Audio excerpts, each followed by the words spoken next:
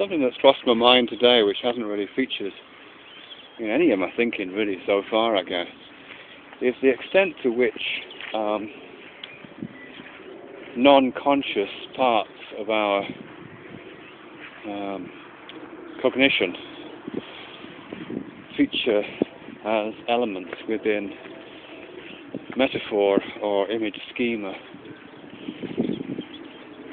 So the one I've been thinking about this morning is to do with the fact that our perception, our visual field, although it appears to be seamless and coherent, is actually constructed in very particular ways to do with the apparatus of our visual systems, the eye and the visual centers in the brain. To what extent is that non-conscious processing feature within the equally non-conscious processing of metaphorical conceptualization?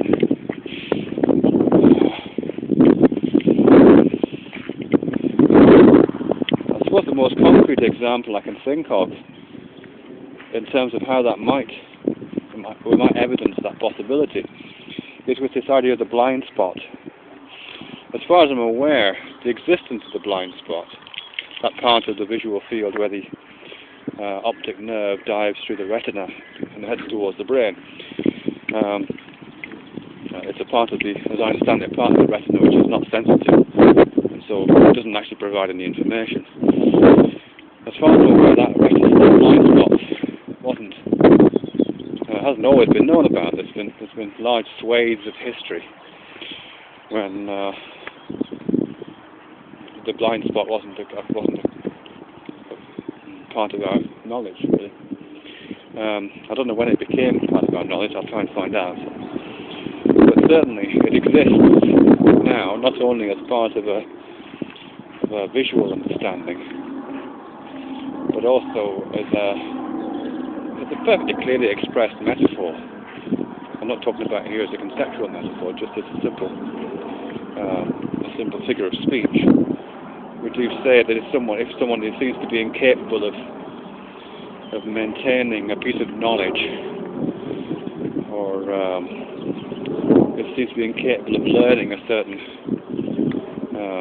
fact, or learning from experiencing a certain thing over and over again, we might say that they've got a real blind spot towards that piece of knowledge. It's an overt metaphor. There's nothing covert about it. But presumably, people have always been able to not acquire pieces of knowledge. So that, to the extent that expression is being used as a reduction of the visual blind spot, it could have been used at any point in history, except of course that we haven't always known about the existence of the visual blind spot. So what does that mean? I don't know, I guess where I'm looking at with that is, the blind spot in the visual field is available as a metaphor, as a overt metaphor, as a complete figure of speech now.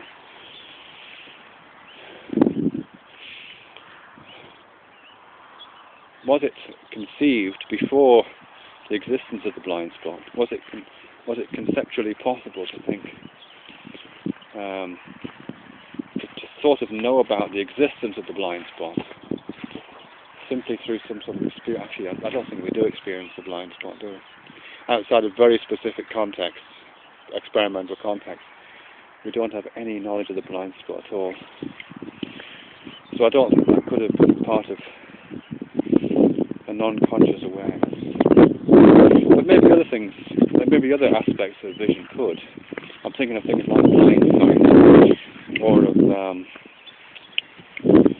something to do with three-dimensionality, or something like that, perhaps, or some sort of awareness of patterns, which were things that were non-consciously aware of, or subliminal information that we're non-consciously aware of, and that we sort of see, and yet we don't see.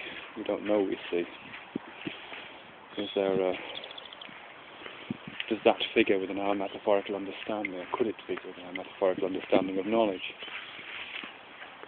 Is there a metaphorical equivalent of subliminal information presented to the eye?